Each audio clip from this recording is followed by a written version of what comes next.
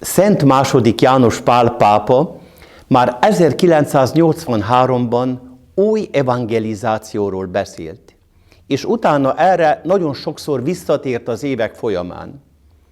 Elmagyarázza, hogy az evangelizáció az, amit Jézus kért az evangélium végén: menjetek az egész világra, és hirdessétek az evangéliumot minden népnek.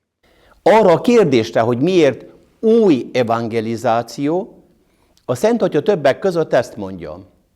Új evangelizáció, mert azt akarja, hogy ezt ne csak bizonyos személyek műveljék, mint a püspökök, papok, szerzetesek és néhány ritka világi keresztény, hanem Isten egész népe. Idáig a Szent Atya. Számunkra a nagy kérdés, hogyan kapcsoljuk be a misszióba Isten egész népét. Hogyan legyen Isten népe az evangelizálás alanya, és nem csupán tárgya.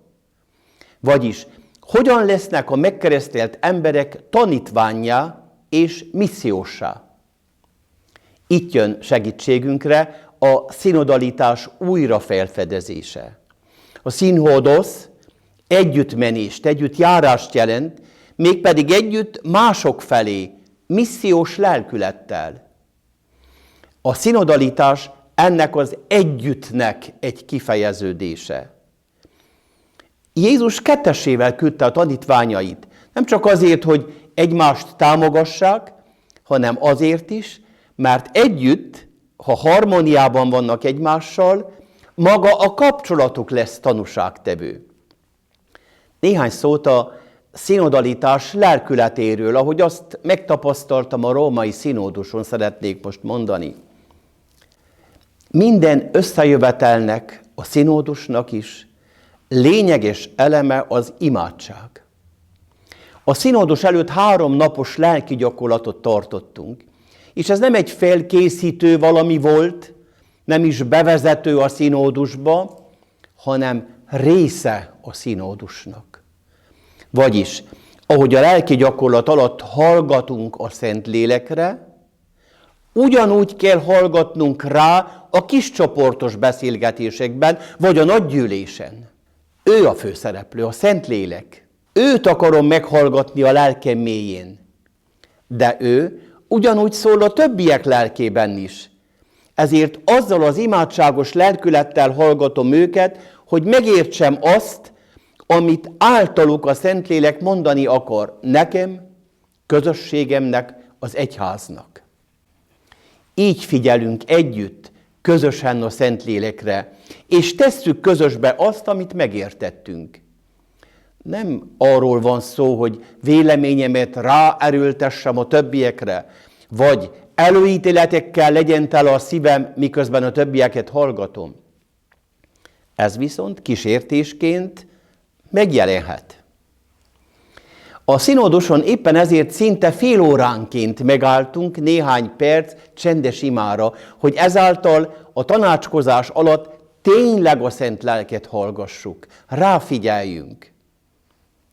A szinodalitás erősen hangsúlyozza a keresztség fontosságának az újrafelfedezését.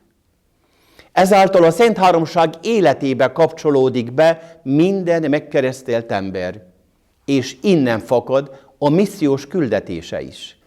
A szinodalitás magába foglalja Isten népének az együtt gondolkodását, együtt járását, együtt imádkozását és együtt munkálkodását.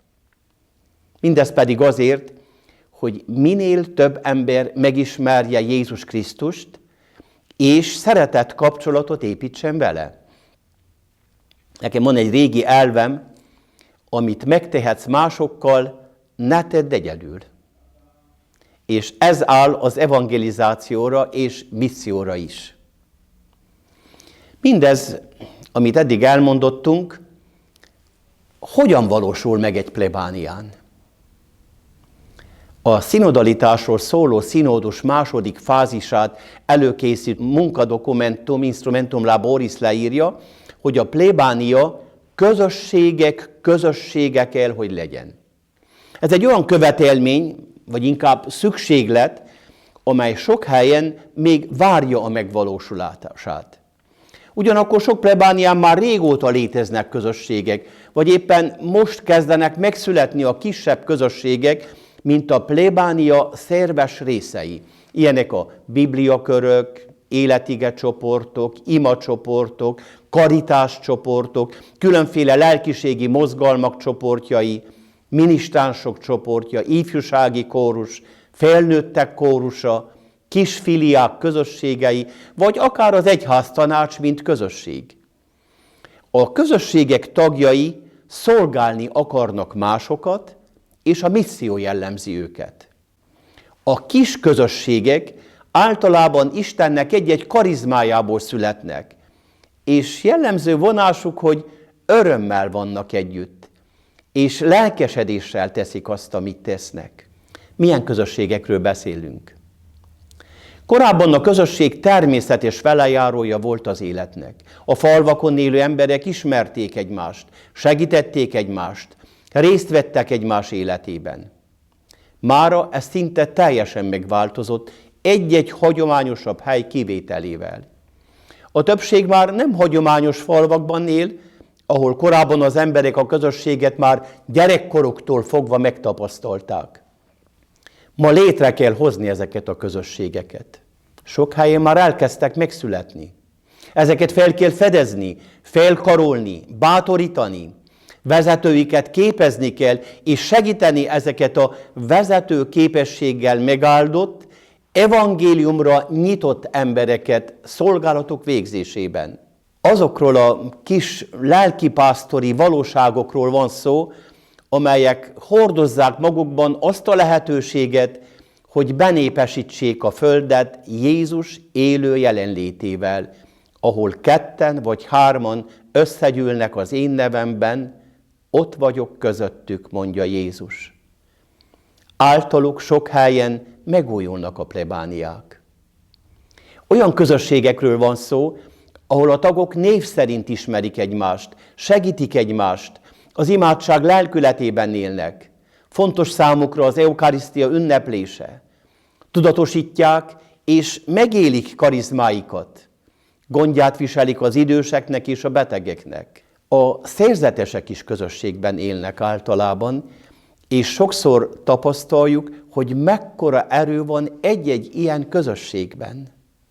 Egy-egy ilyen közösség, akkor is, ha kevesen vannak, sokszor lelki központtá válik.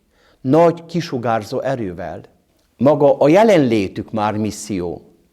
Az ő közösségi tapasztalatuk segítheti a most születő közösségeket. Sok ember szenved a közösség hiánya miatt, akkor is, ha nem mindjárt akar csatlakozni egy adott közösséghez. Sokszor a közösségvezetők, lelkipásztorok elveszítik a kedvüket, mert kevessen jönnek el egy adott találkozóra. Nem szabad a számok fogságában élnünk. Isten nem a számokat nézi, ő minden egyes személyre figyel, és számunkra figyelmeztetés, aki a kicsiben hű, az a nagyban is hű. Ha nem éljük meg az evangéliumot a családban és a kis közösségekben, keveset fogunk előre menni. A nagy plébániai közösségek kis közösségekből kell, hogy álljanak. Másként hol éljük meg a szinodalitást? Hol hallgatjuk együtt a Szent Lelket? És hogyan visszük előre a missziót? Ezek a kis közösségek életükkel és tanúságtételükkel kovászai a vasárnapi nagy gyülekezetnek. Így plébániáink közösséggé válnak, nem csak névleg.